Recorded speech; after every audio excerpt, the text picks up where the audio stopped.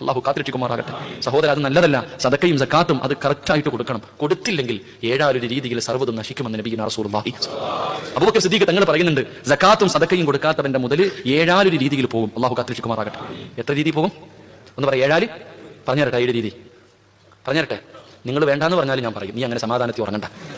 എടാ, കൊടുക്കാത്ത ഒരുത്തൻ അങ്ങനെ നേരേജ് പോകണ്ട. കൊടുക്കാത്തവന്മാരുടെ ഉറക്കം ഇന്നത്തെ രാത്രിയോടെ പോകണം. അള്ളാഹു ഈ മന്ത്രിമാറാകട്ടെ. അങ്ങനെയല്ലേ ചെയ്യേണ്ടത്?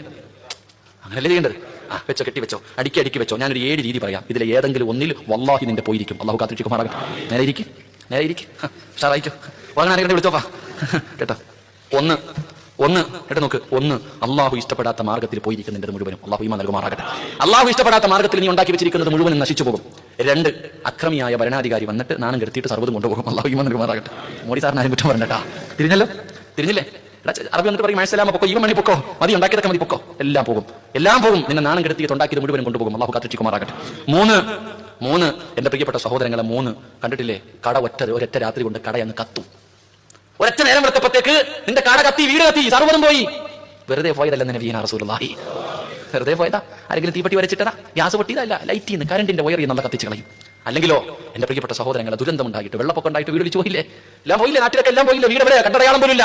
ദുരന്തങ്ങൾ ഉണ്ടായിട്ട് നശിക്കും. അല്ലെങ്കിൽ 3, പടച്ചോനെ കള്ളം കയറിയിട്ട് നിന്നെ എത്തിക്കാനില്ല, മൊത്തം കൊണ്ടുപോകും. മഹാനായ നബിയുനാ റസൂലുള്ളാഹി. സദക്കയുടെ കൂലി പോലും അല്ലാഹു നിനക്കൊന്നും തരില്ല.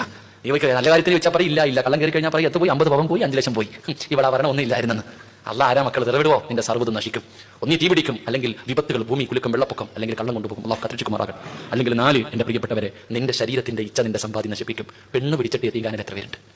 പെണ്ണുപിടി വ്യഭിചരിച്ച് സമ്പാദ്യം മൊത്തം പെണ്ണുങ്ങൾ കൊണ്ടുപോയി. കള്ളു കുടിച്ചിട്ട് സർവ്വതും നശിപ്പിച്ചവരില്ലേ? അള്ളാഹു കാത്തിരക്ഷിക്കുമാറാകട്ടെ. ചീട്ട് കളിച്ചും കള്ളു കുടിച്ചും സർവ്വതും നശിച്ചു പോയി എത്രയോ പേര്. ഹലാലല്ല, അത് പാവപ്പെട്ടവന്റെ അവകാശം കൊടുക്കാത്തവൻ അങ്ങനെ പോകും. 5, എന്റെ പ്രിയപ്പെട്ട സഹോദരങ്ങൾ, 5ാമത്തെ പരീക്ഷണം, വീട് വെച്ചിട്ട് നിന്റെ സമ്പാദ്യം മുഴുവനും നശിക്കുമെന്ന് മഹാനായ സയ്യിദുനാ അബൂബക്കർ സിദ്ദീഖ്. വീട് വെച്ചിട്ട് സർവ്വതും പോകും. അവസാനം അതുവരെ വിറ്റിട്ട് നീ നടക്കും. അള്ളാഹു കാക്കുമാറാകട്ടെ. എന്റെ പ്രിയപ്പെട്ട സഹോദരങ്ങളെ, 5, 6ാമത്തത് കേട്ടോ. എടാ, ആർക്കും കൊടുക്കാതെ, ഏത് നല്ല കാര്യത്തിന് ചോദിച്ചാലും കൊടുക്കാതെ നീ കൂട്ടിവെച്ചിരിക്കുന്നത് നിനക്ക് മരുന്ന് വാങ്ങാനാണെന്ന് മഹാനായ സയ്യിദുനാ അബൂബക്കർ സിദ്ദീഖ്.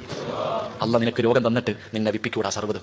നീ ഇവിടെ കിടന്നുണ്ടാക്കിയത് മുഴുവനും വിറ്റു പറക്കിയിട്ട് സംഘടനകളുടെ മുന്നിൽ പോയി അപേക്ഷം കൊടുത്തിരിക്കുന്ന അവസ്ഥ. അള്ളാഹു കാക്കുമാറാകട്ടെ. ആരാ പറഞ്ഞത്?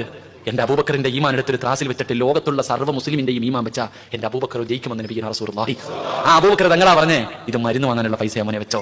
7, അള്ളാഹു നിന്നെ പെട്ടെന്ന് മരിപ്പിക്കും. തലതിരിഞ്ഞ മക്കളുടെ കയ്യിൽ നിന്റെ സമ്പാദ്യം കൊടുക്കും. അവന്മാര് നശിപ്പിച്ച് കളയുമെന്ന് മഹാനായ സയ്യിദുനാ അബൂബക്കർ സിദ്ദീഖ്. അള്ളാഹു കാത്തിരക്ഷിക്കുമാറാകട്ടെ. സമാധാനമായില്ലേ? ഇടയ്ക്കൊക്കെ ചിലർക്കൊക്കെ ഞാൻ പറഞ്ഞു വന്നത്, എന്റെ പ്രിയമുള്ള സഹോദരങ്ങളെ, അള്ളാഹുവിന്റെ ഖുർആൻ പഠിപ്പിക്കുന്ന ഈ സ്ഥാപനത്തിന് വേണ്ടി നിങ്ങൾ ആരെങ്കിലും 5 നയാ പൈസ കൊടുത്താൽ അള്ളാഹു നിങ്ങൾക്ക് തരുന്ന 2ാമത്തെ പ്രതിഫലം, നിന്റെ ശരീരം പുഴുത്തു നാറൂല. മണ്ണ് തിന്നൂല. ഞാൻ വെറുതെ പറഞ്ഞത്.